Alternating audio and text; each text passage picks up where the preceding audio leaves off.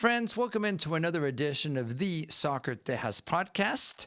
I'm Alex Parra. It's always an honor and a pleasure to be with you, especially during the holiday season. A lot to talk about in this latest edition of the Soccer Tejas podcast. Enough about me. How about we bring in the rest of our friends? I love that word, by the way, the rest of our friends. You see them on screen now. I was going to say welcome in Minnie Mouse, but no, that's actually Laura Gomez. Laura, you look great. You're festive. How are you? And welcome to the show again. Now I can officially say happy holidays, Merry Christmas, and Victor won't be a Grinch about it. So happy to be here after the holiday. We celebrated. I don't really do like Thanksgiving because it goes into like more, in-depth subject. But I did celebrate with my family, and I took it as family gathering time. I'm a little bloated after Thanksgiving, just to be honest, and you can see it on screen, friends. By the way, Laura, it's great to have you. Thank you for joining us, and also, I guess we have to bring him in. Why not? The one and only Victor Araiza. Victor, happy holidays. How are you? Officially happy holidays. Yes, I will partake with you guys now. I almost wore my Christmas sweater, but I don't know if it's going to be too soon for that. I'm wearing a sweater, a Grinch sweater. But this the season, and we're officially also in tamale season. So Don't tell me. Oof, yeah. The thing is, you can't just eat one, right? And then you got to have a little bit Not of this. Not the Mexican tamales. They're so they're small and delicious, so you eat several. The Colombian tamales are really big, so you eat one, or you're gonna be in trouble. Do you put salsita on yours, or is that just a Mexican thing? No, it's a Mexican thing. Or a Puerto Rican. I've heard that some Puerto Ricans put ketchup, but that's a debate between Puerto Ricans putting ketchup or not putting ketchup into their tamal. Ooh, I don't know if I'm ready for that, Victor. Are you? Ketchup on the tamale? I'm not. No. What world are we living in? What world? Yeah, something's changed. A lot to talk about, friends. Thanks to all you that join us. We really appreciate it as we wind down 2024. And we're going to start with what I call the strange case of Fran Alonso, the former coach of the NWSL Houston Dash, who basically disappeared for several months, never came back to the team, officially parted ways via press release in October. And Laura, we find out suddenly in the last week or so that he's back coaching in Spain with a team in the second division of professional female soccer. First division. Yeah. Right? So well, and that's the debate. I think, and I could be wrong, Victor. I don't think it's a debate. I think no. Up in first division. Is it the first division, Victor? They came up, yeah. They were in first as far as I checked. Please let's double check that. Anyway, he's back to coaching. The point is he reappeared. We found him. Fran Alonso has been detected. That's correct. He's back. I believe he's with Deportillo Abanca, and I hope I'm getting that right. And someone's going to get mad at me. My notes here, and this is the debate. Is it first division, second division? Does it matter? I mean, I looked here. Google says, let me see, because they also have a men's team. So I think maybe you read that the men's team is the one that's in the second division. Deportivo La Coruña is the men's team that people will associate. Better know, right? Well, yeah, so associate with, and they're in the second. Division, the men are in second division. I thought it was Primera Federación, which is the second division. That's what I thought. So what's the proper name? I mean, when they list him here, it says Fran Alonso has been named as a new head coach of Deportivo La Coruña in Spain. And when you put that name in, the men's team pops up. So a lot of people will say that they're in the second division, but Victor's saying that they're in the first division. It's like everywhere else in the world. They share the same name. Here. Yeah, but usually when one team. Yeah, but it's just the one that first pops up. It just says. So we're having that debate, and all three of us speak Spanish, and we still can't figure out some details. So maybe that gives you an idea of where he may or may not be division-wise. But he is back. And Victor, I'll start with you. This has been, I think, a mystery since day one. We were told initially by the club that he was on a leave of absence, medically related in some way. That's I think those were the words used, if I'm not mistaken. And then no updates on his condition, on when he may or may not return.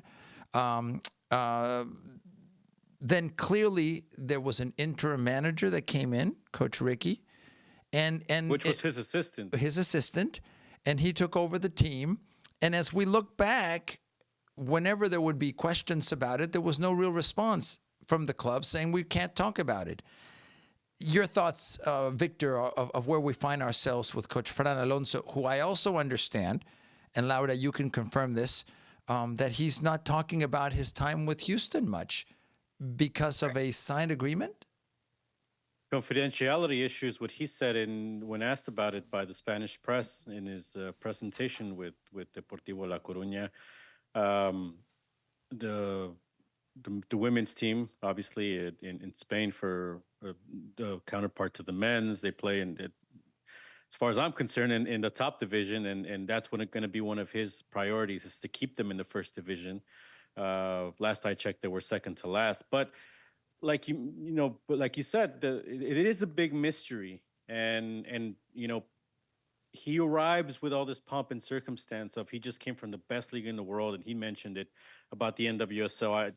I loved, from my experience, taking away, it's the best league in the world, top talents, high-profile coaches are going there. The spending is, unlike anywhere else in the world. But when asked to give a little bit more detail, he couldn't. I think he slipped there a little bit. In his initial response, I think you could see he wanted to go a little bit more in depth about, maybe things just didn't go his way. He mentioned signings or lack thereof, and then he just said he couldn't go further because of, again, it's a confidential issue. Obviously, signed with the club. I imagine. And again, this is just my opinion. I haven't confirmed it with anybody, but I basically would be a non-disclosure agreement, right? Mhm. And the one thing he did reveal and he did clear up is it was not a health issue.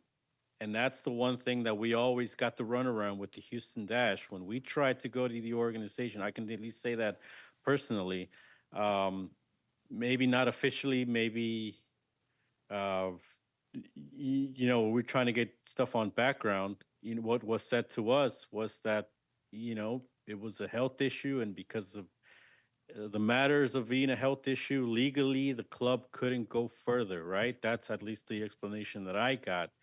And again, that was just their way of saying, hey, listen, the buck stops here. We won't get asked any more questions. This is how we kind of clean our hands. But that's as far as we know, and it just adds more. Again, it just adds more mystery if he himself is saying it wasn't a health issue. Laura, it's a mystery. And yes, the question, I think one of the questions here, Laura, is why the mystery? And Victor, you've said it. Why not just be transparent? So to me, that leads me to believe, Laura, that there's something there. And there's something that both parties, in this case, the Dash organization and Coach Alonso, are unwilling to discuss. A dispute potentially. Laura, you and I were talking off air about maybe he was promised certain things. Remember, friends, Alex Singer is also gone as a general manager. And one speculation, Laura, you and I discussed the possibility, and again, it's speculation, of he was promised X amount of signings. He was promised he'd have a player, potentially like Maria Sanchez, who then left. And if you look at the timetable, Laura, that's a possibility. Yeah, no, and I agree. And I kind of wanted to, for those that perhaps are looking up the team, the Real Club Deportivo de La Coruña Femenino, they're also known as Abanca, and they are in first division since 2019. The men are the ones that are in second division, just for any confusion. Just because sometimes when you pop up the name, obviously the men are the ones that pop up first before the women that've been there longer. So I guess one of the reasons. But going into the talk, to me, it was kind of like a surprise. Not a surprise. It was more like I'm like, really, Dash, really, like to play with health. I don't know. I just think that it's something that's very serious. And, Fran kind of said, oh, no, that's not true. I'm healthy, because I asked him, are you healthy? How's your health? Are you feeling better? And he was like, Oh no, I've been healthy. I think it was a miscommunication between the club and myself. Now, I live in Houston and I know freaking well that there's enough people here that speak Spanish that can translate to the man. And I'm sure if they're signing up, $1 million contracts or $1,000 contracts, there's going to be somebody that can translate for you. So that doesn't, that really doesn't convince me. And I think that the Dash honestly does a disfavor to themselves by saying things like this or not clarifying the air, not only with players, because it creates an air of confusion for players and frustration, and then for fans and for journalists, because we're still speculating. It's like, hey, what happened, Laura, Victor, I think what to me this tells me is that lawyers got involved. So there's a dispute, a disagreement. We speculate about what it could be. But when we're talking about the verbiage that's being used or lack thereof, a transparency, it's because there's a dispute.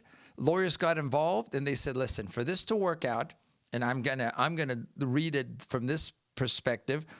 Alonso, if you want to get paid, you've got to sign this, and this is the way for you to depart, but you can never discuss it.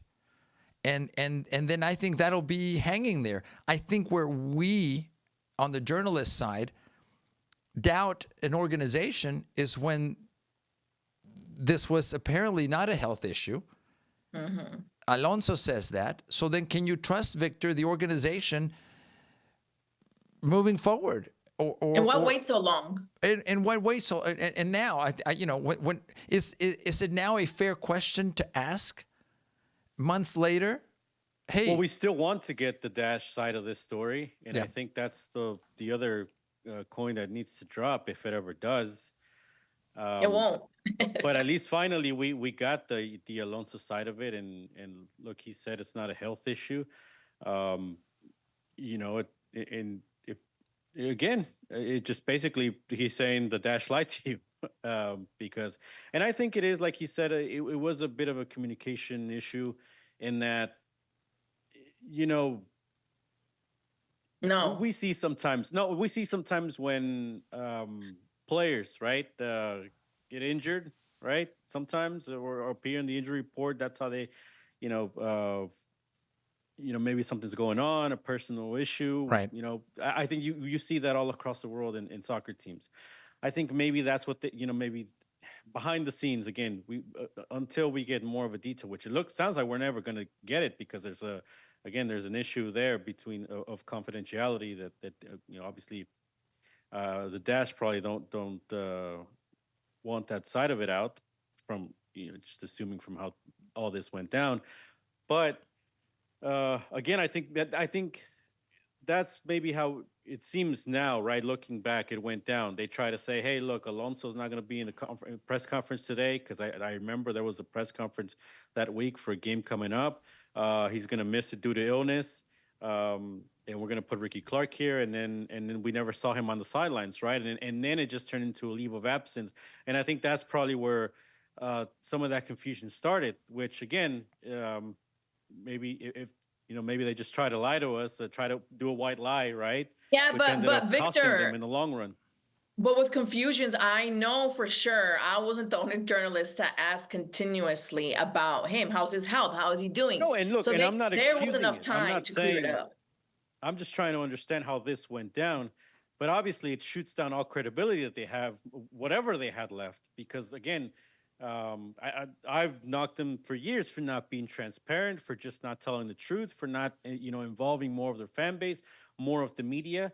And again, that's why I say years go by, different people are in charge, but at the same time, it's the same practices.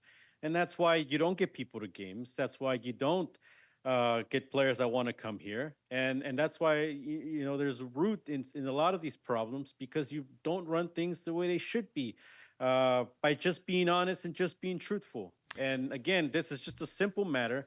Maybe there was a disagreement. That's fine. It happens. Nothing, not everything's going to work out in professional sports. Sure. But again, the handling of this is just, Yeah.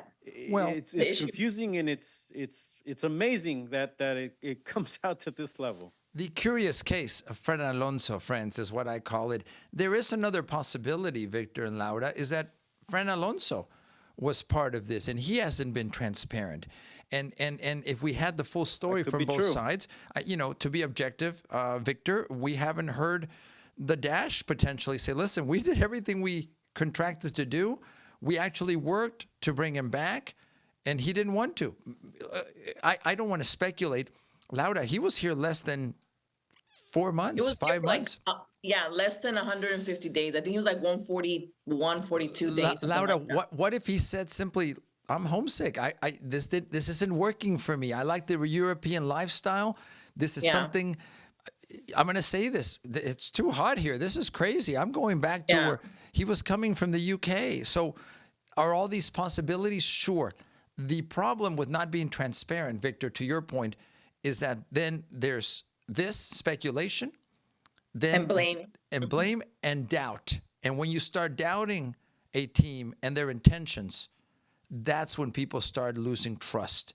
And that, I think, Laura, could be maybe the biggest hit for the club to say what's next. And then with Coach Ricky, what do you do? Do you string him along? I'm using this term, and say, hey, hang in there, you're interim. We're working things out. How does he even know what's going on with Fran I'm pretty sure Alonso? he Well, doesn't. he was towing the company line too, because I gave him on several occasions the opportunity, maybe not to come clean, because I understand there's things you can't say, Sure. but therein you could say, listen, I'm going to be honest with you, I can't be, all the way transparent because there's things going on legally, all this thing. I think the intent there, we never really saw that intent, right? And even just in soccer questions, I mean, when they weren't scoring throughout the summer, they tried to lean on the goals they scored in that Summer Cup to basically cover up all the goal scoring issues. And I mean, that kind of sort of tells you where the transparency is and where the denial is. Again, it's a lack of professionalism is what I call it, and this is the results. And to me, the dangerous part of it is, with all the scandals that we've had in the NWSL in the past years, and certainly some of them involving Houston, it's you're playing with somebody's reputation when you leave it up to interpretation, right? And I think that's the thing that for us, we were wondering, well, what did he do? Right. What was, Yeah, why we were is this talking thing about that taking so off air long? too. Clearly, there has to be some legal issues going on behind the scenes because of the way this thing just went on and the way they just parted ways. But again, I don't want to create hearsay, but again, it just left it up to interpretation, not just for us, for fans as well. And apparently for players potentially as well, who were either left in the dark, either intentionally or out of the need of being correct legally. And maybe we close this curious case of Fran Alonso, Laura, with that aspect of it. The players, the organization, the lack of transparency. What's the legacy of this long term for the organization and for a league that has been very open about so many cases of alleged abuse, of alleged harassment, of improper behavior? Wouldn't it be, to me, reasonable to be consistent with that and say, look, if something bad happened here, expose it? No, yeah, and I agree. So just again, it just creates more questions and more mystery and judgment and ignorance all in the same little ball because you really don't know because you're like, oh, did he do something to one of the players? Was he out of line? But then the NWSL would have had to step in already and they would have to, give out a statement and say, this is his, this is what it's undergoing, an investigation, et cetera, et cetera. And then when you have silence of the coach himself, which I would want to know how long the NDA is. Is it 5 years? Is it 10 years for us to be ready to talk to him once the NDA timeline, has Well, we're expired? assuming there's an NDA, but again, Yeah. whatever they hashed out, again, there's an obvious motive to not reveal something here.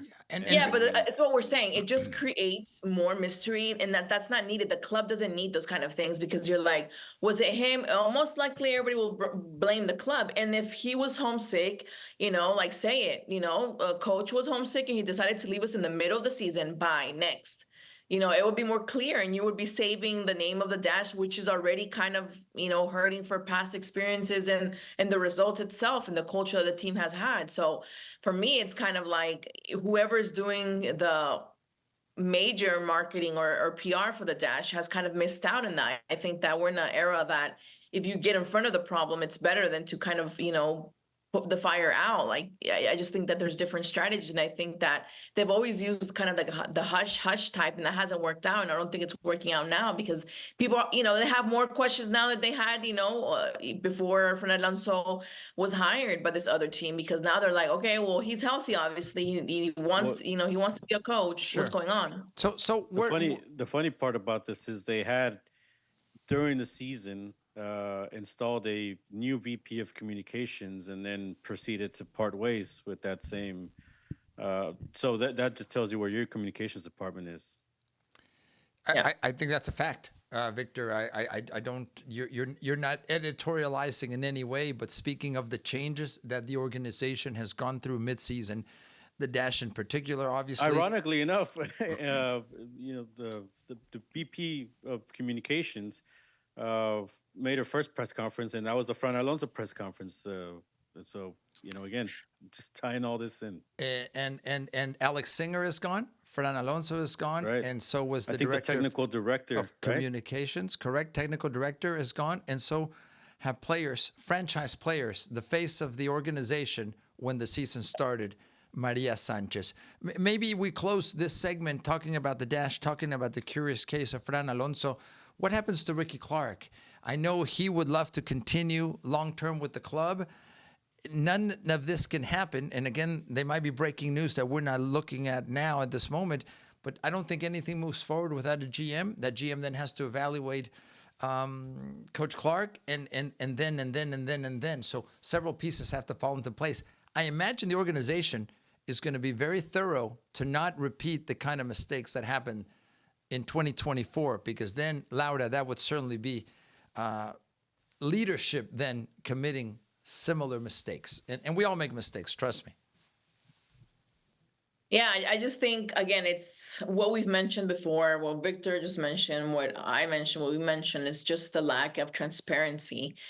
And it kind of sucks as a reporter, but you're always kind of saying, we can't speculate, you can't do this, but they give us no option to kind of look around at the different truths about it. And then it kind of creates that kind of like, well, why do I want to go spend my money on a team that's not being truthful to me? I don't feel connected to them, and it goes back to that. So I just think that there's a lot of things that are adding up.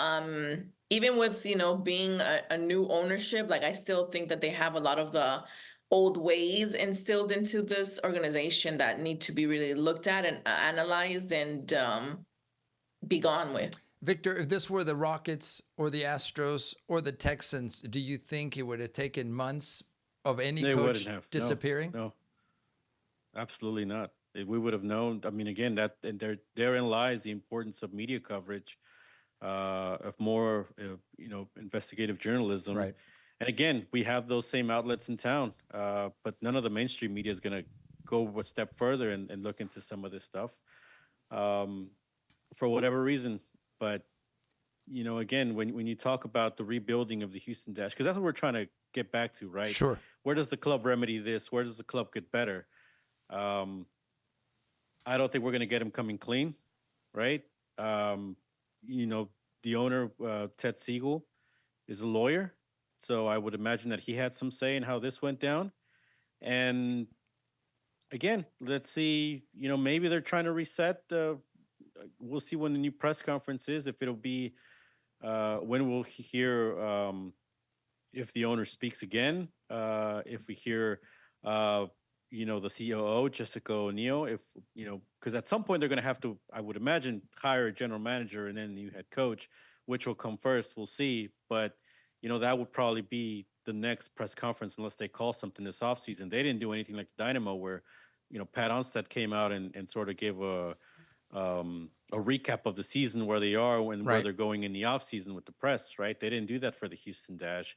So we'll see if they do that to start preseason. We'll see what they say then. And they certainly, I think, if they want to start to remedy the situation, give a better explanation of what went down. because I think you have to close this chapter a bit better That's than the the way word. they left it. It's not just going to take a statement on social media to just sort of, hey, all right, now we're moving on. It's over. But again, we'll see how they turn to handle this. I think that's the word. Like most things, closure is important. Whether we agree or disagree with the reasoning, at least to know it, I think is usually, and Laura, you know this better than I do. Crisis control is important, and people can tell when you are misleading, when you are being vague, and that often, I'm not saying that in this case because I don't know, means that there's something there. Maybe it goes beyond a simple human misunderstanding, which I think would be reasonable to say, look, it's not working out, and that happens in human relations. But anyway, so that's what's happening a little bit off the field throughout the season. And why don't we talk, guys, a little bit about the championship? Laura, I'll go with you. Orlando, their first championship in the NWSL. What a way for Marta to say adieu, adios, hasta luego, goodbye. Yeah, I think that it was something that was amazing. Just by the way, euphoric way of celebrating. And it was the first time that her mom came to the US. I want to say it was the first time that she actually saw her play for this team. So it was something that it was just kind of culminating. I think that Marta has fought so hard for women's sport, for the women's soccer in general. And knowing that she, is going to retire, I think that this was like the perfect kind of like, goodbye for her. I know that she wanted to do more things with the national team with Brazil. Things didn't go the way she wanted in the last Olympics, but this is kind of something that's also important. Although she's such a big star that she doesn't need to show more of what she's done, I think that it's a good, send off. Victor, when we talk about Marta and her legacy, I think it's clear. She's won almost everything there is to win. She sets a high bar. We will miss her. Her emotion, the golazo she scored in the semifinal, tremendous. And we've seen so much of that. I think it's a highlight reel that goes on and on and on. Arguably the best player, Victor, in the history of the women's game? One of, for sure. And of course, we got to factor in her international career into that, which is why this trophy was so important, right? To get a league title in the United States because of all the years she put in. Not that she needed it validated, but I think it just adds to it. It was the missing piece, and it's something that fans wanted to see. And what a way, because they also got the NWSL Shield. That's the best team. So the first team, I believe, in the NWSL to do that. Now, I'm reading here, this is the Athletic. Her contract's up after this season, but I think, I don't know if she's necessarily hanging up the boots yet, right? I know she did that for international play. Yeah. She kind of like led into her, yeah. perhaps. Well, and I mean, I'm assuming that that's up in the air because obviously I would imagine she's going to take some time to, but hey, maybe she comes back for the CONCACAF W Champions Cup. Maybe. But hey, if Tom Brady came out of retirement, anything's possible. If Victor Araiza came out of retirement, I don't want to close the book on Martha. That's what I'm saying. I mean, who knows if she feels like she can give a couple more years and maybe we'll see her back. But I think, I guess if her career ended today, it's a remarkable way to finish it. If this indeed is the last of it, and again, not that it was needed, but it is a big exclamation point. And to your point with Tom Brady, that maybe that was a player. We've seen players, right, have this moment where they could walk out through the big door, and we'll see if she takes it. I think any competitive athlete usually wants a little bit more. Often they push it. If you remember, Houston Rockets fans, Hakeem Olajuwon didn't finish his career in Houston. He went to Toronto, went to Canada. How many athletes have we seen want a little bit more, maybe one more opportunity to win one more title? Sometimes it works out, sometimes it doesn't, and that's in the eye of the beholder. Laura, the league itself, what is this, the state of the NWSL in your opinion? We in Houston, unfortunately, tend to be last in attendance, tend to be last in media coverage. In other cities, it's thriving, and there's a new team coming in soon to be the 15th in the league, if I'm not mistaken. The league continues to grow, as we've discussed. The USL has their first division league as well. We've discussed that. Is this a great moment, a better moment, the best moment for the NWSL, women's professional soccer in the United States? I think so. I think that they're evolving, and I think that they're a lot more steady compared to, even seasons ago. I think that again, people have gotten more exposure to the game, so it seems more natural, more, it's not, oh look, women are playing, but it's more like, oh, there's a game playing. So I think it's something that's important to bring out, because before the games weren't as available easily to watch, and it was more like, oh, the women are playing, let's see this game. But I feel like people have evolved a little more and gotten used to it more, so it's more of a norm to really say, hey, Houston's team is playing today. Well, maybe not in Houston, but maybe in other states. They're like, oh, the team's playing today, and they're like, it could be the women's team, but they don't have to say, hey, the women's team is playing, because the women's team sometimes in several cities sell out more than the men. So I think that it is evolving. I do think obviously there's more growth that's needed. But I think that it is heading in the right direction, not only with things that they've done like inside the field, but also off of the pitch, and really attracting players that perhaps were only concentrating maybe going into Europe, and see now the NWSL as a place to make their legacy in. Victor, when we talk about the NWSL, is the possibility there with players like Rodman and others, the new generation, that we now start comparing it to the boom that existed in the WNBA, and that league kind of lifting to another level?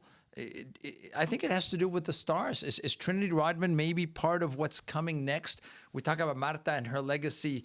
Is that a chapter that may be closing and another one starting, and maybe this leads the league itself, the women's game itself, to another level? Let's hope so. I do think the NWSL is in its best moment. Obviously, we talk about the history of women's soccer. Women's league sticking around was a big question mark. So I think they've proven to be sustainable. They've gotten some financial backing, some sponsorships. Could they always be doing better? Yes, but Laura mentioned it. There's markets where the NWSL team is outperforming the MLS team in attendance, right? San Jose was the big one this year with Bay FC coming in, and they made the playoffs on that last match week. San Diego came in, but then it's kind of faded. Kansas City, that's been a separate story, and the investment there and getting their own stadium, and obviously hosting the final as part of it. Orlando, we talked about it. They're working their way back. They weren't exactly packed for that semifinal, but now they got a championship team, and we'll see how they cultivate that to grow the sport back in a city that maybe was in the same way with Houston, right? A similar outline with an MLS team having an NWSL team. That is one thing I will stress. I agree with you. The NWSL, they need to. That's the biggest thing to me that they need to improve on. They need to find a way to market their stars, like you said, Trinity Rodman, Sophia Smith, from the U.S. national team. Mallory Pugh. You go around the league. Even if you go international with Maria Sanchez, now in San Diego, but we got Ordonez here in Houston. I think there's players you can market around, build it around. Do they have the Caitlin Clark effect? Maybe not, but I think you can help and move your league in that direction, right? And try to create that buzz. I think that's the last part, or that's a big part that the NWSL is missing to go across to more of a mainstream audience. And as you mentioned, Marta, that's the question mark. But with Alex Morgan, Christine Sinclair said bye-bye this last season, and now let's see if we're getting that transition. We haven't really seen it, and now you got some of those stars out of the way. Let's see where they go from here.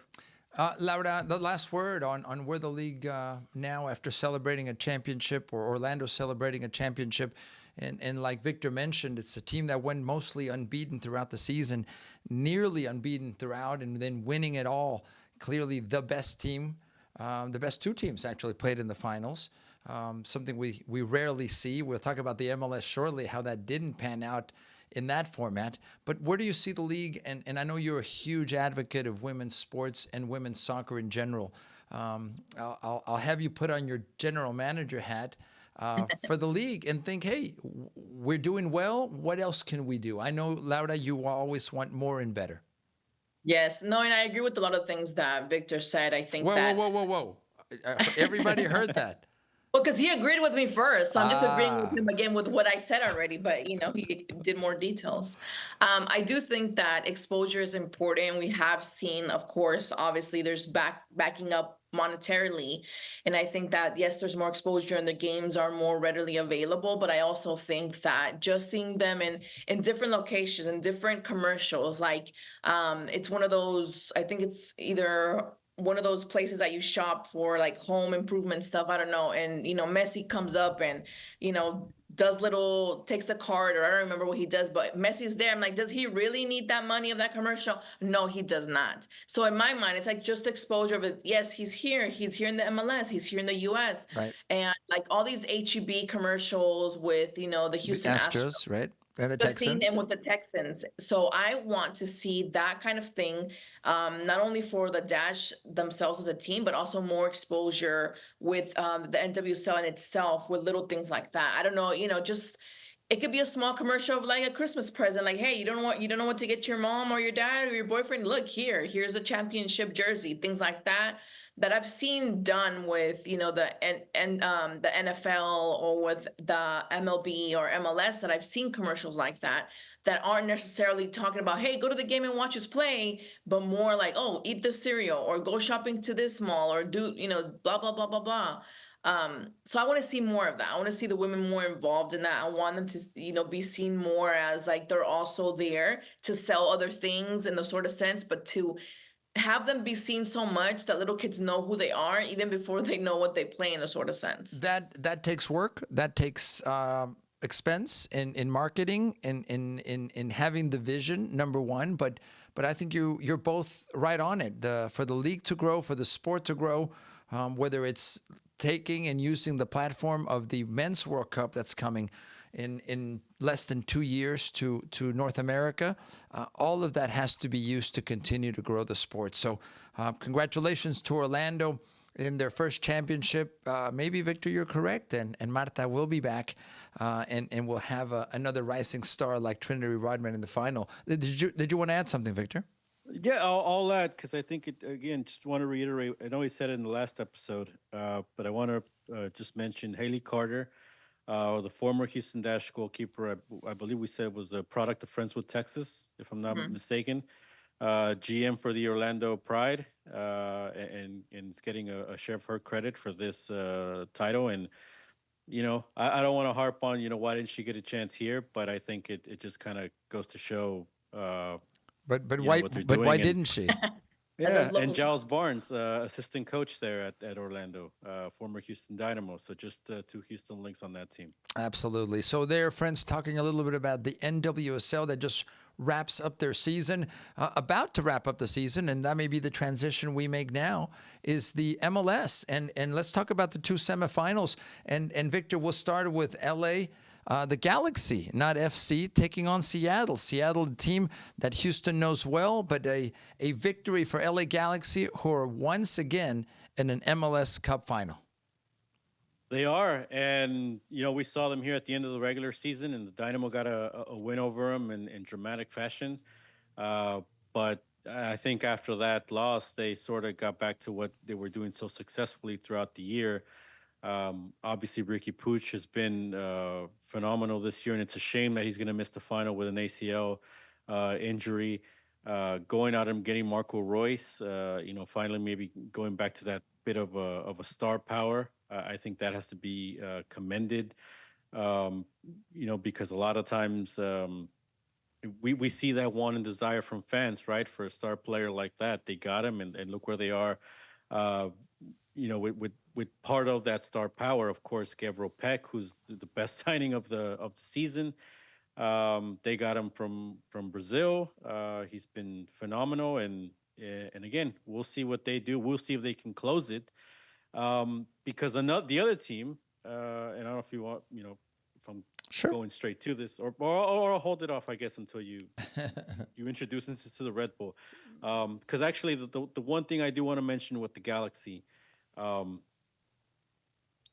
part of the reason they're in this final, if we remember, it wasn't pretty, but the fans protested. The fans wanted Chris Klein out. They didn't think he was doing a good job. They were tired of seeing their once, great club of obviously still the record holder for MLS Cups with 5, reduced to whatever that was a couple of seasons ago. And they asked for accountability.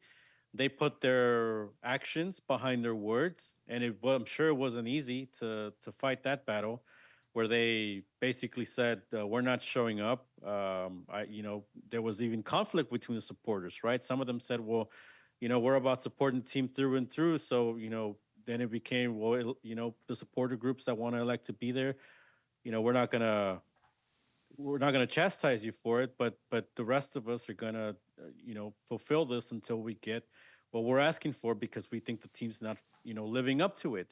And Greg Vanney, who's the coach currently and in the final, I think for whatever personal relationship he had, there was ways about how that was handled. In the end, look where they are. That's the point I'm trying to make, and it does show that that's the importance of what a fan base can have in what they ask for from a team. And are they just happy with just getting to the playoffs, or do they want more? And I think in MLS, when a lot of teams get to the playoffs, it's easy to just sort of sedate fans with hey, we made it to the playoffs, this is success, and fans just accepting it. I don't think that's a thinly veiled, I think, comparison to Houston, I think you're making. Well, because I think that's where I came on here a couple of weeks ago, right, with you and with Laura, and I think I told you both, the way the Dynamo operate, they're almost playing the lottery, right? And the only year that they could probably go in and win it all if everybody else just sort of falls like flies. And ironically enough, this is that year, right? Miami fell, Columbus fell, Seattle was there for the taking, and they didn't go for it. LAFC was weakened. The Galaxy now, even. I mean, look what happened. Look at the way they're arriving in the final, and could have, should have, would have, whatever. But I think that just goes to show, if you just put in a little bit more, right? If you just risked a little bit more, we could be talking about the Dynamo in the final right now, and we're not, because we gotta stick to a certain system. Laura, talk to us a little bit about Seattle and LA Galaxy. We'll talk obviously about the eastern side of these conference finals, but is this the best representative for the Western Conference, the LA Galaxy, once again there? I mean, I think that a lot of the, again, Victor had a lot of valid points. That's weird.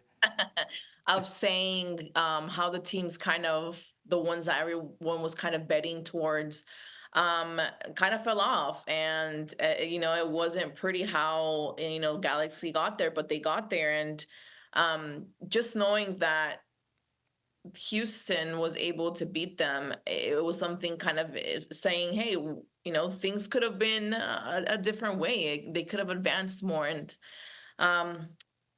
just the games with Seattle were interesting, and I think they had a lack of goals, obviously, but a lot of attacking, which is something that, again, we've talked about before.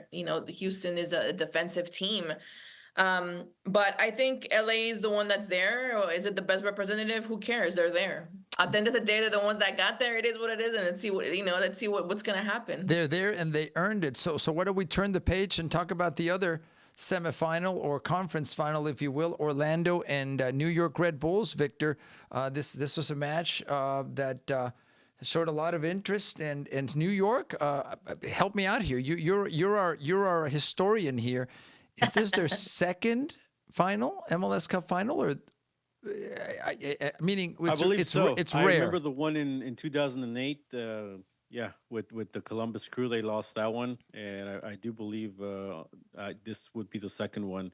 I don't think they ever made it there as the Metro Stars, and of course we finally get New York versus LA, when it was probably the one that everybody wanted to see when Thierry Henry was at the Red Bulls and when Beckham was at the Galaxy. But I will go back to the emphasis of you know goals and certainly look, Seattle is probably the best example of a successful club in MLS, right? They missed the playoffs all but once, and the one year they missed it is because they went all in on the CONCACAF Champions Cup, and they're in the Club World Cup for it. Um, and we saw how they, came apart here in the final on that one spectacular play that comes from a player of the caliber of a Ricky Push, which even on an ACL tear provided that individual moment that only a player of that caliber can do. And on the other side, bringing it now to the New York Red Bulls, again, this is kind of where the example that I go to when people try to define playoffs as success. The Red Bulls have a tremendous streak, I think, of making the playoffs. I don't know how many consecutive years, but how many years do they really go there and do something in the Eastern Conference, right? And I'll give them credit. This offseason, they went out and got Emil Forsberg. And I think he's a big reason why this is a different Red Bulls. Obviously, you got to give some of the other players some credit. But getting a player like that, we saw it here in Houston at the beginning of the year. The way they dominated, I think, that game with Houston, even though I believe it ended in a tie. But just at the beginning of the season, you already saw some of that impact. And again, that's why when I have to bring it local here, and I'll bring it in. You could say this to each of the Texas teams, because FC Dallas is betting on youth, right? Austin FC, they might have one with Drusy. We'll see if the new coach there is able to tap into that. But in Houston now with no Hector Herrera, what is going to be that player with that type of factor? Is Ponce going to be enough to get you there? Or do you need an attacking player like that in midfield? I think it's still proving out to be the case here, at least in attack, right? With these two MLS finalists. When you think Laura of these teams now that are in the final, of course, I think the history speaks for the LA Galaxy as the favorites. And yes, it's a different generation, it's a different time. But let's talk about your prediction of what you see upcoming in this MLS Cup final. Yeah, I mean, looking at all the predictions and looking even at like the people that like to bet, I don't bet, but I do like to read to see who they're betting on and things like that. Wait, you don't bet, but we'll gladly take a betting sponsor on the Soccer Tejas podcast. This is true. Yeah. I'm not against betting. I just don't bet because I don't know how to. I think that what I have read made me go up thinking about money. Yeah, of course. What I've read is that they're saying the Galaxy is the one that most people see as the one that will win. I want the Red Bulls to win. I don't know. I just really, the games that I have kind of watched, I haven't really sat down and watched a complete game of the Red Bulls, but the highlights I have seen. I like how the team plays. I think that they have grit, and I think that they have heart, and I think that I don't want LA Galaxy to win. That's what I think. So I'm just gonna, push on for the Red Bulls. And these teams usually don't face each other off in the regular season. And I think that the last time that they played, LA Galaxy was the one that won, which I think was like in 2014. 15. I don't know.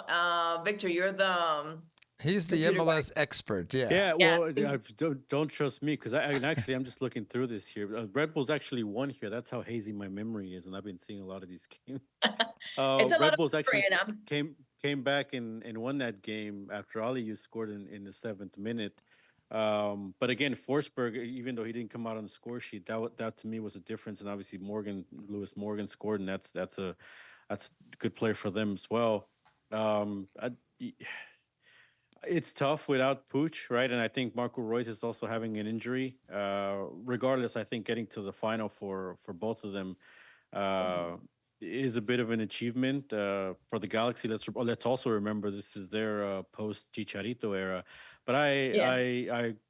I agree with. I agree with you guys. Well, I don't know what Alex is going for, but I agree with Laura there. Where I think, for New York, for what it would do for that rivalry with NYCFC already having one, with Yep. them still chasing their first trophy, with them being really for the fans who have been supporting since '96.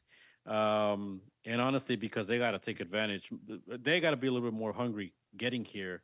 Because I don't know if they're going to be able to do that here in the next couple of seasons. They got to take advantage of this. They got to win this for themselves. And I'm more of a neutral. I don't care who wins, but I think the Red Bulls certainly have to have more of a killer instinct. Yeah, look, I think that with the time of the year, with no Messi in Miami, the MLS is hoping that somebody takes interest in this. I've seen very little coverage, and when we sum up the league, or the year rather, Laura, we'll talk about Apple TV and whether that's working or not. You talked about marketing, and the NWSL is having this huge contract, I guess, internally, helping to promote and grow the league. The sexy name in this final is the LA Galaxy, although they are far removed from their last championship. It's a different era, it's a different time. So really, it's difficult to compare those teams. It's surprising for most that certainly New York Red Bulls is in the final, and for the LA Galaxy, they've earned it. They found a way, like you said. Unfortunate injury is going to keep one of the star players out. But my hope is that there's attention.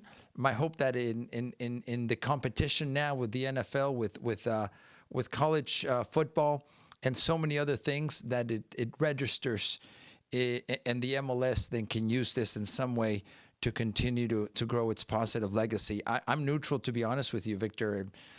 Whomever wins, I'm not emotionally attached to it. It's not like Houston getting there that would excite me, or maybe some other teams that would surprise.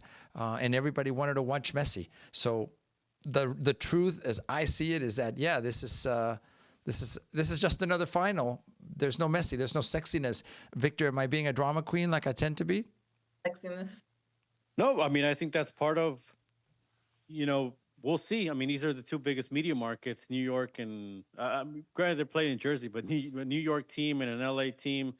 And so you would think, based on just those two markets and hopefully the media in those markets covering this final, that you would get, nothing's going to compare to what Messi would have brought to the final, but Sure. that at least you would get some attention on this. And again, for the Red Bulls, if they can finish this off, because I think even Gotham, I think, is doing okay attendance in that stadium. I mean, the Red Bulls have been sort of dead, and that's a part of the country that has a big soccer legacy.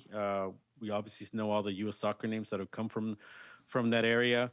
They're one of the big clubs that harp on youth development, and I think that's something that they should be applauded for. But again, maybe the missing piece is an impact player, like the one they added this year, and we'll see if they take it all the way, and if this can revive them in the New Jersey market. Again, NYCFC is getting a stadium, in Queens in here in a couple years. They're sort of out there lost in Jersey.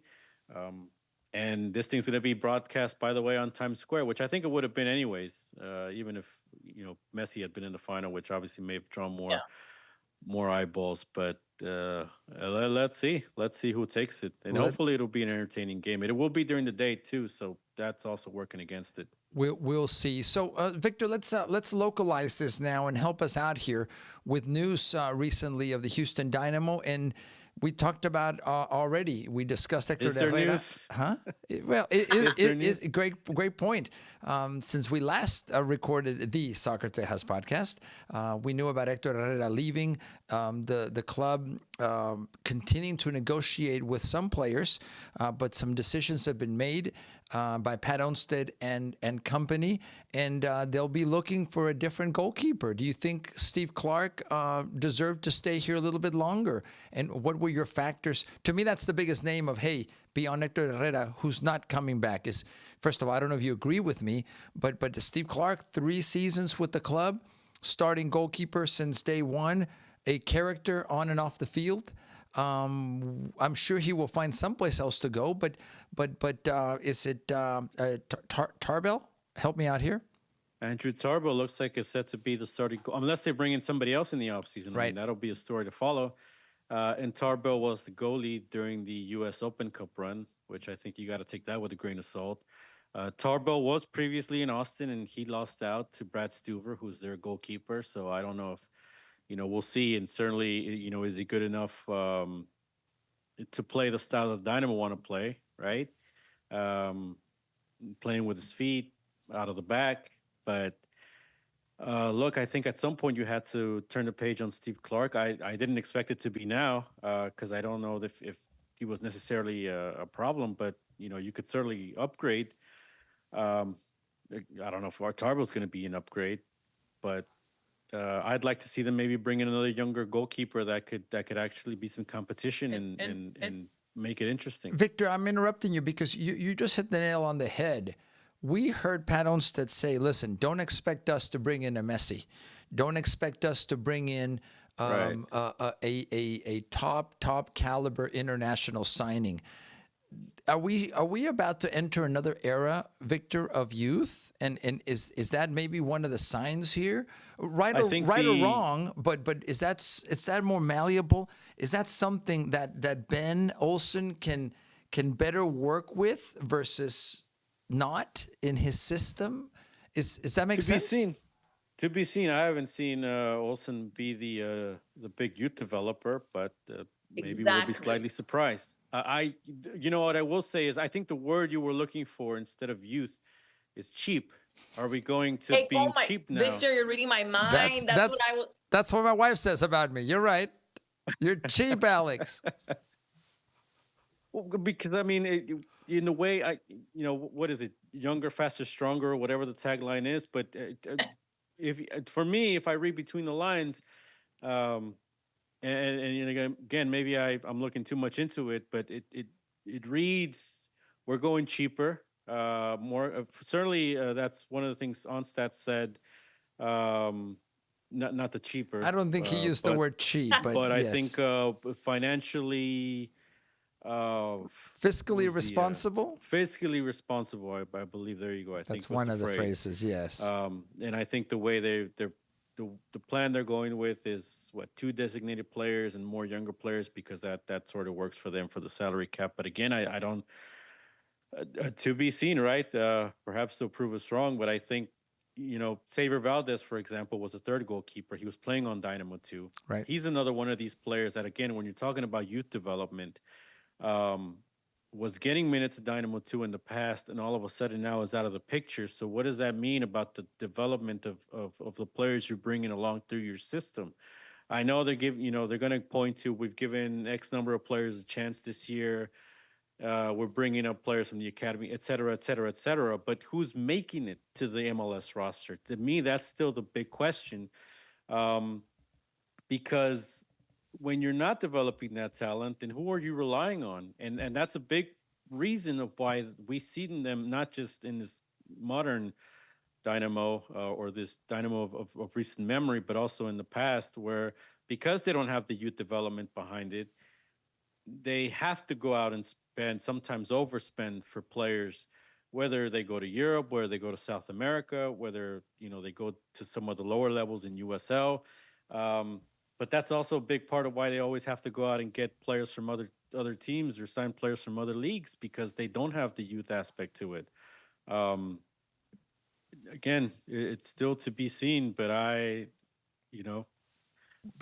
the problem with this is we won't know if it works or not unless they miss the playoffs. And if they make the playoffs, then they'll just have more fuel to say, look, it worked this way, and this is No, happening. I So refuse. I refuse for them to go to the playoffs. I'd rather them not even make it if they're gonna get. Oh my I gosh. thought this was the season of being positive and happy. You got very You depressed on said that. us. I never agreed to Oh. this. I never agreed to this being happy all the time and conforming with what these teams are doing. So Steve Clark's not back. Daniel Stetis is not back. Tate Schmidt, Latif Blessing, and you talked about this, Victor. We kind of saw that writing on the wall. Out of the players that stand out to me, Carrasquilla, I think is the biggest name right now, along with Eric Shevchenko. Zvyachenko. Artur was the MVP of the maybe, season, so right? we'll throw him in there. I think So- he's an important piece. But here's a question. I mean, what happens if one of those guys gets injured? Yeah, silence apparently. Yeah, where do you go? Where do you go? And what does that tell you? So interesting. So that, friends, is an idea of what the Houston Dynamo will be up to. Maybe before we wrap up, and I can't believe we're almost an hour into the Soccer Tejas podcast, we talk about something that just broke in the last couple of hours, at least relative to the history of U.S. soccer. The Soccer Hall of Fame announced their class of 2025. And to me, one of the players that was a no-brainer to me was Carly Lloyd Lauda. Carly Lloyd has done it all. She has been the face, the voice of U.S. women's soccer.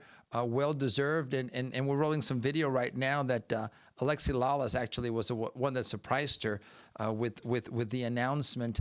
That's merited, right? She certainly had a huge influence in the sport. No, yeah, and I agree. Even though every time we bring her up with Houston, I get kind of like a little, kind of like Yeah.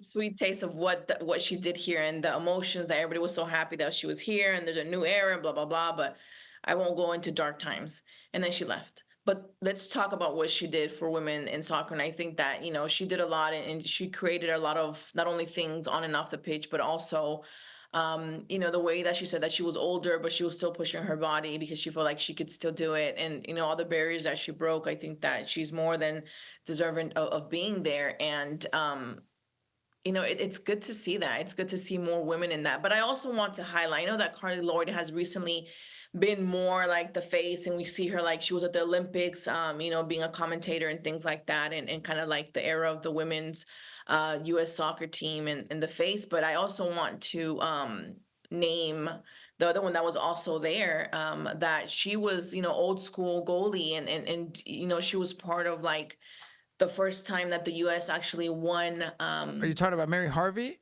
in Mary Harvey. in the latest class? Yes. Yes. So I think that, she created a lot of space for women in that era, which, if it's difficult now, imagine back then. Like, I couldn't even imagine like the way and the things that they had to go through to even, get paid for it. And to be mentioned, I think that she did a lot of groundbreaking things that opened up a lot of doors for women now. Those were the dark ages, and I'll tell you at some point the stories. This was before the MLS, and I was an assistant coach with the APSL, which was the highest. Actually, Pat Onstead and I talk about this because he was a player, of course. I was not at that level, but coaching, and we were literally paid in the back of locker rooms, of stadiums, in cash. There was no contract. It was, look, today we believe you performed this way.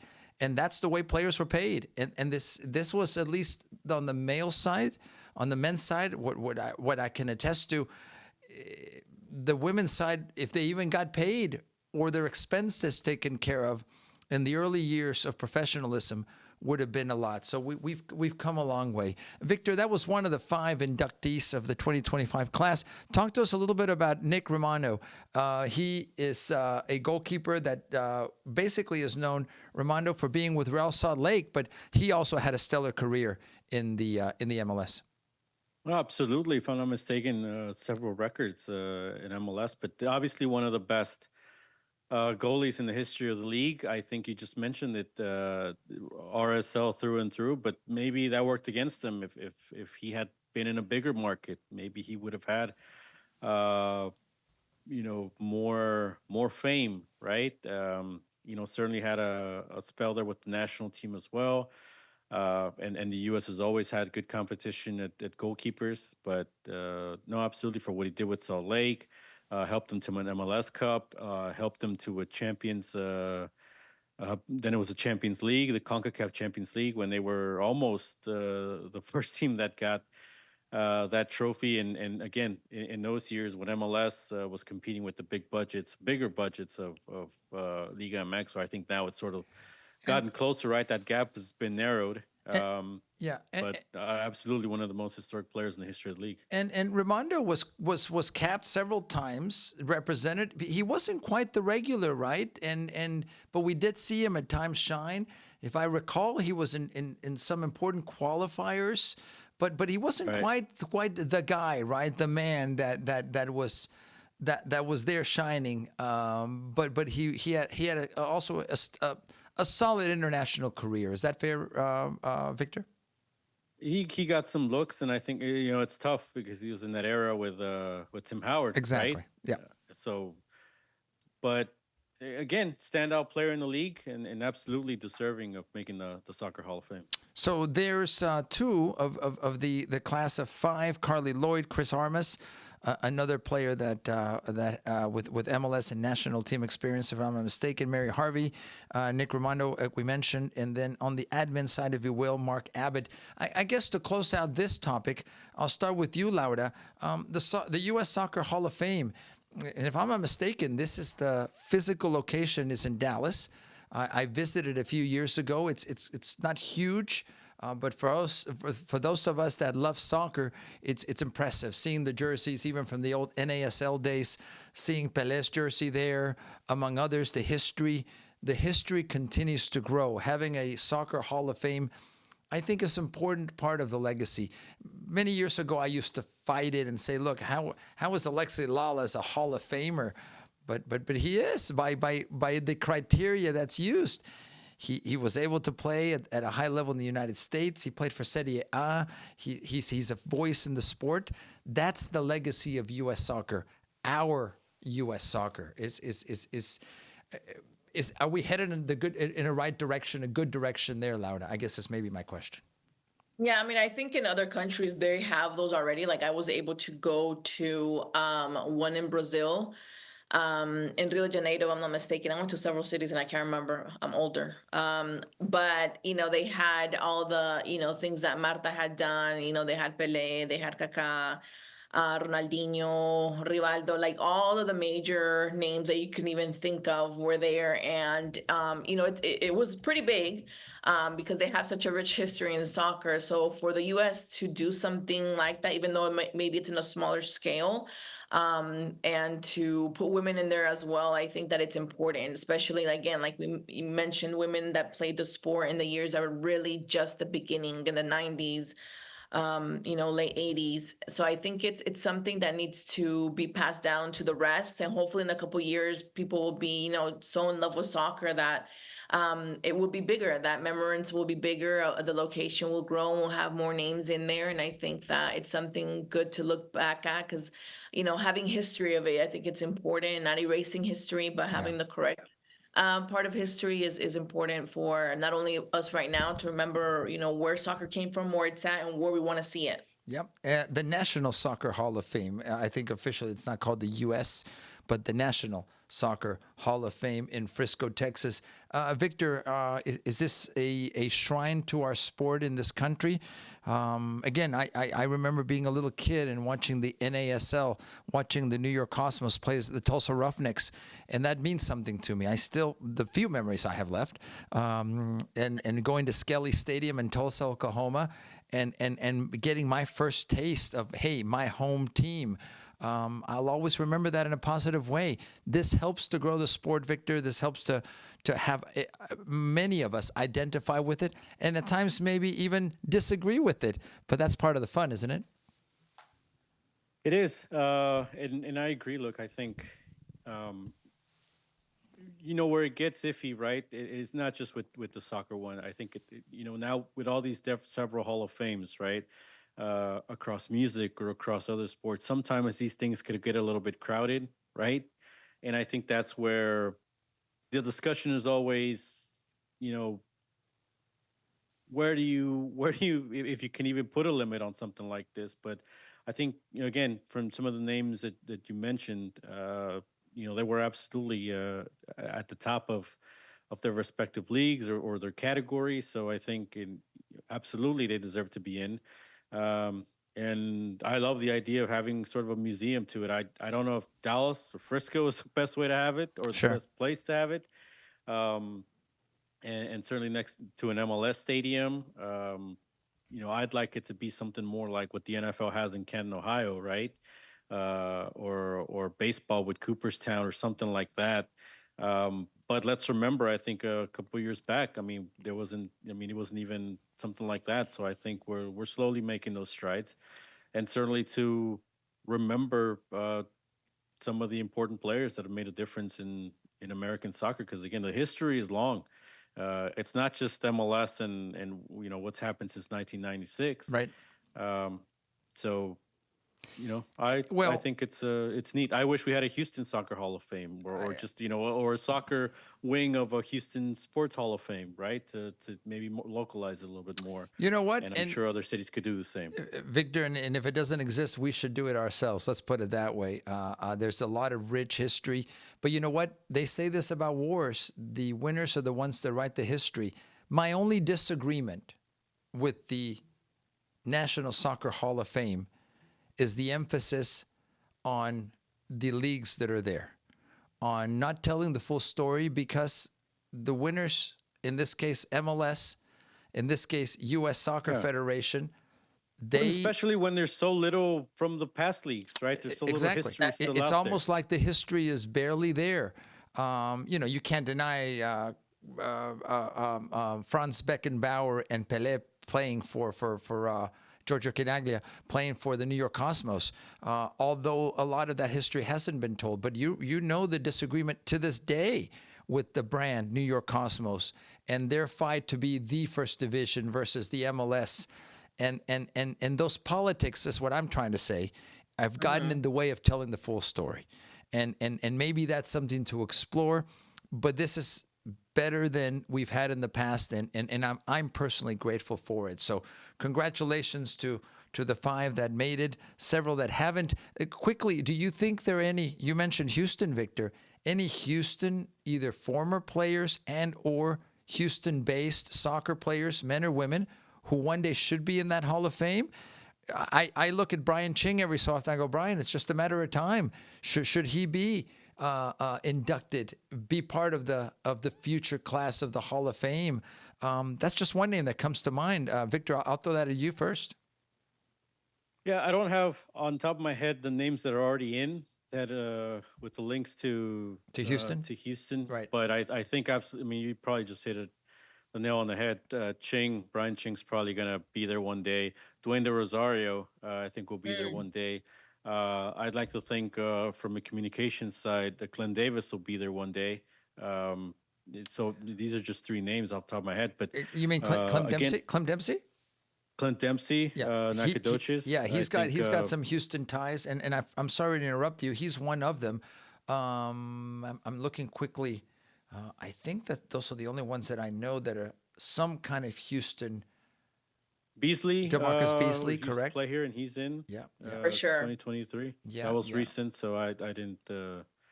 I'm gonna have trouble remembering some Yeah, of these. no, but that's- many of us don't. And of course, back to my point, and I'll let you finish. Right. Don Garber went into the class of 2016.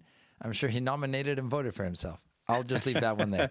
No, and look, because this is where I do have respect for the people that we have here in town. I'm sure Pat Onstad, in some way or form, will find a way into the Hall of Fame. as well, He's because I think Canadian. for He his doesn't time- count. No, but it's not about nationality. I'm kidding. Well, Pelés there. Yeah, I'm kidding. I'm kidding. That way, if Pat's listening, he's going to be offended. And again, because of his time in MLS, Sure. I wouldn't be surprised if Ben Olsen gets inducted one day, and probably deserves to, because Whoa. again, I hope for you his recorded that, friends. playing career. I hope you heard that. I've Yeah. got no problem admitting it. For Okay. his playing career, I think obviously one of the important players in the league, and again, why wish sometimes in media coverage we'd have some of those stories of the game, history of the league, and we'd be able to dive into some of those things because again, I think that like you said, that's the only way we preserve this is by documenting history. On the women's side, do any names, Laura, ring out? We mentioned Carly Lloyd. We see Hope Solo, Abby Wambach. Anybody with Houston ties? Carly is it at this point? I don't want to. No, I refuse to. No. You refuse to acknowledge she played for the Houston Dash? Yeah, I refuse. I always say whatever. That's not the same one. I was very heartbroken for that, and I took offense to it personally for a while. I didn't want to cover anything that had to do with her. But then, she's amazing, so I couldn't. Well, thank you for sharing. Thank you for sharing. I think maybe I would say Jane Campbell. I think if it has Houston, ties to it. I do think that, like you mentioned, I think that, I don't know if there is, I would have to do more research here to see if there's another museum that's, more about, the history of itself of soccer, because if they're leaving out major things that happened in the past, that, things don't start just at the MLS, that's not the first one. Things don't start at the NWSL. There's so much history before that. We have to acknowledge that before, because that's what got us to where it's right now. So Right. I think that it's important to have that kind of history. So I think out of the top of my head, I think Jane makes sense. Yeah, I think Jane would be the one. Maybe Maria Sanchez, if she would have stuck around a couple years, I would have given her a vote, but I don't think Fran Alonso will be on that list if that's where you're headed with he's some of not. this. He's not.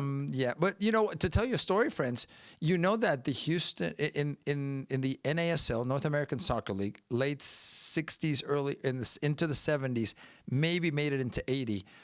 Houston had at least one team, and they played matches. I've seen footage at the Houston Astrodome. No, I wasn't there, and someone's going to make a joke about Alex covering. I felt like you were there. Exactly. But they actually think about the Astrodome. Yeah, by the way, just sitting there, which should be imploded. Rotting away. To me, that's my opinion. That's another topic for another day. But they actually played in that cavernous spot on that turf, and the NASL had matches there. So there's a rich history. Many of us didn't know that. Many of us didn't know that, Victor. Well, I mean, open a book, Alex. But yeah, that's another thing. Well, the book that people want burned. That's another topic. Another story. But look, it is funny because tying it to, again, recent news. All this talk, and I know it's on and off with the Astrodome. Right. That's part of the history of the Astrodome soccer that was there. I think West Ham United and Real Madrid played there in the '60s. Think about that. One of the early international matches, and it coming to the United States. It's certainly Houston. Right now with this era of the Rockets and honoring the summit, there was indoor soccer at the summit. It's now a church. It is, but summit. At some point there was some soccer played there. And by the way, I don't want to. Again, somebody will comment or whatever and say, "Oh, you forgot Tim Howard in the Hall of Fame, Dynamo owner." So yeah, we'll mention Tim, and also Tab Ramos, who was Tab Ramos, former coach. That's correct. Also part of the Hall of Fame, and that's why we have you, Victor. A lot of that was during the COVID era. So I think we missed more time to sort of dive in again to some of those stories of the history of soccer. I think Tab certainly would have a lot of those, and maybe we'll be able to get into some of those later on. So that's the National Soccer Hall of Fame and the 5 members of the 2025 class. Congratulations to them.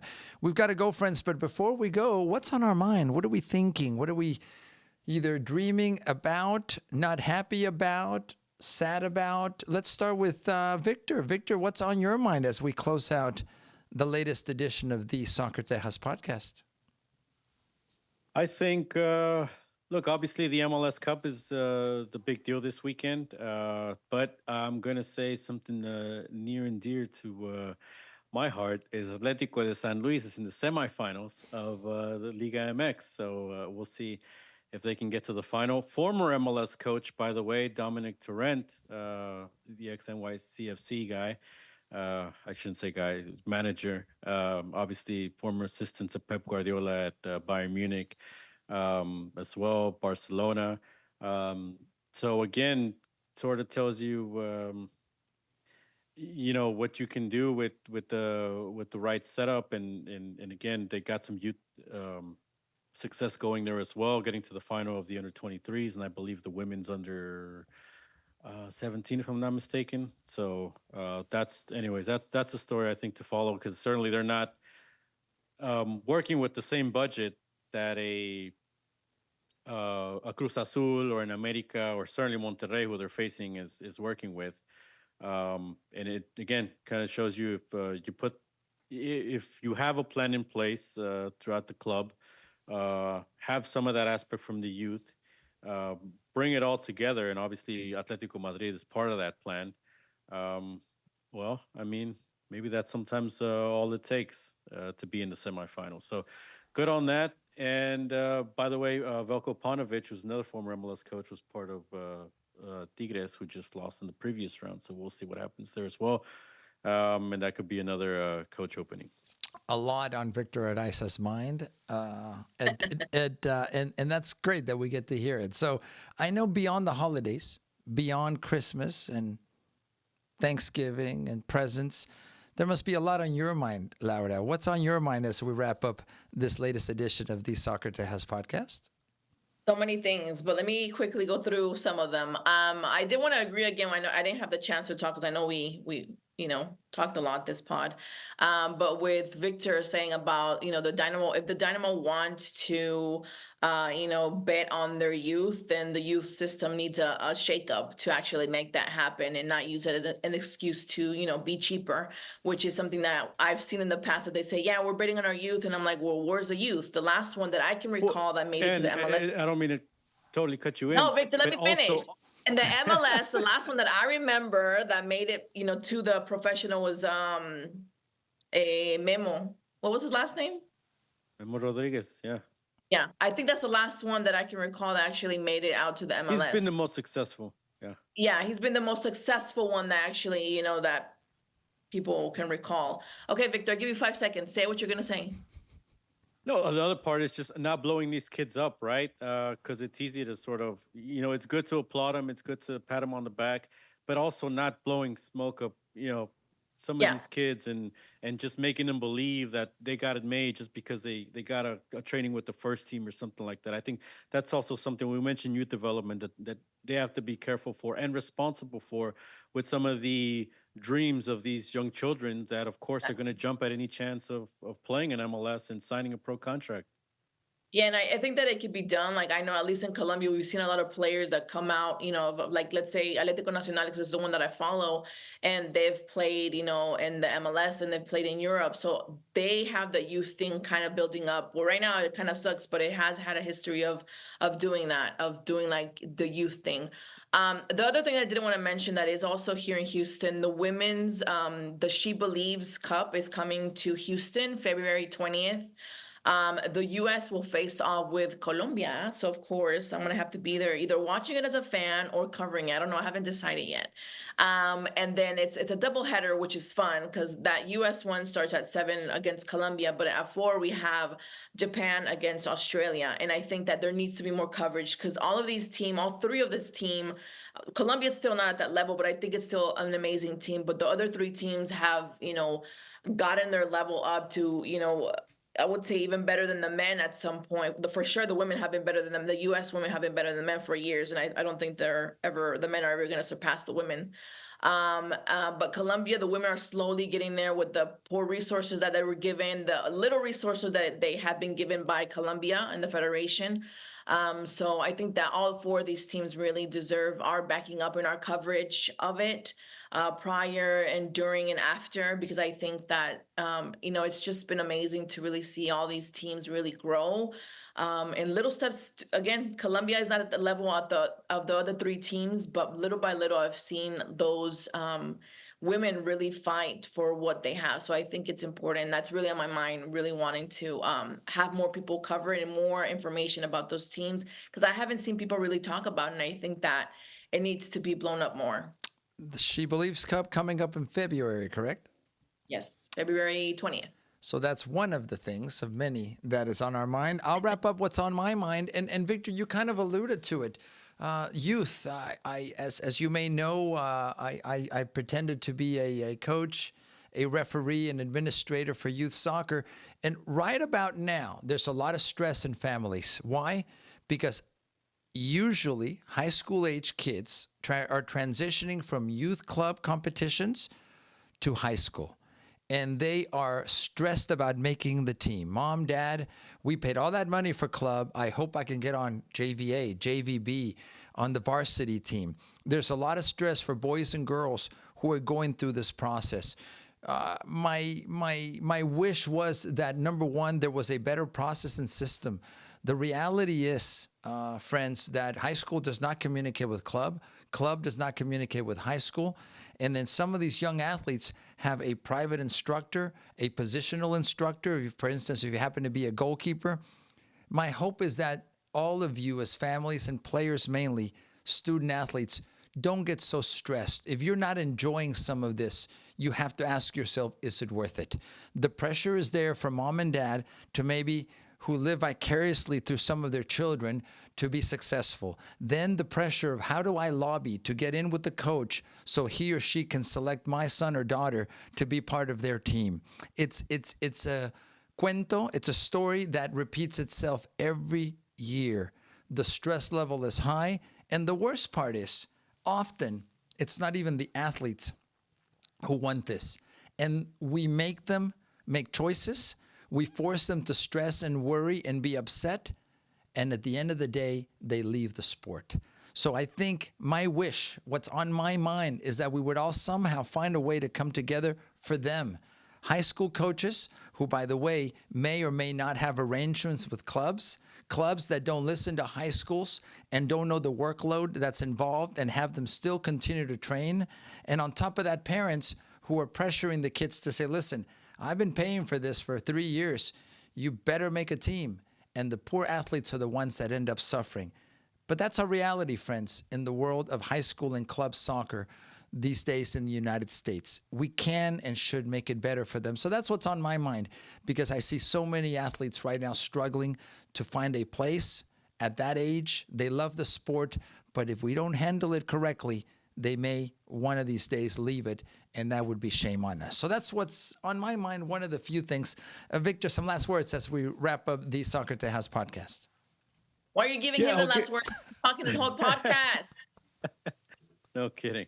I'll mention this for people that this is kind of time sensitive, but Saturday, 6:30 over at up in Maya Park in Houston, Albert Elise is a former Houston Dynamo and is having a charity game. And there's actually going to be other former Houston Dynamos here. DeMarcus Beasley, Boniek Garcia, Minor Figueroa. I believe Carlo Cosli is also going to be part of that game. Don't hold me to that. But Roger Espinosa, who played at Sporting Kansas City. So this might be a neat thing if somebody's interested in this. We don't get anything from this, but it's for charity, so we'll give it a mention here. We don't get anything. No, we'll have to cut it out then. No, I'm kidding. And obviously he's trying to grow that program down in Honduras, and I think he's been doing a great job with the Panteras FC, reinvesting some of his income as a professional soccer player into his program. So that's amazing.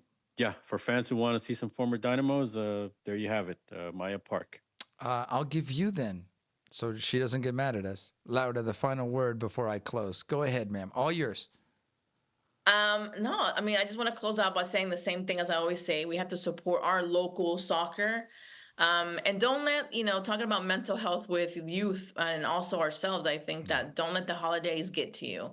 We want to do everything. We want to go see the lights. We want to go play soccer. We want to do a podcast. We want to bake cookies. We want to watch a Christmas movie. We want to do this and do that. But we need to kind of really step back and kind of relax once in a while and just let, soak in the holiday in itself. By the way, that's our homework. Our favorite Christmas movies. That'll be on the next podcast. So Grinch. Get your list ready. Yeah, I think the Grinch is right up there. And you're way to tease the next episode. Just That's right. Give it away. That's right. You gave it away. Anyway, so friends, thank you all for joining us, for being with us on one of our longest podcasts, by the way. We really appreciate it. Find us on social media. Send us your questions and comments. Those of you that comment on YouTube, we really do appreciate it. And send us your suggestions of things and topics we should cover. So on behalf of our production staff, on behalf of Victor, on behalf of Laura, I'm Alex. Thank you for joining us, for being part of this latest edition of the Soccer Tejas podcast. Until next time, have a great day.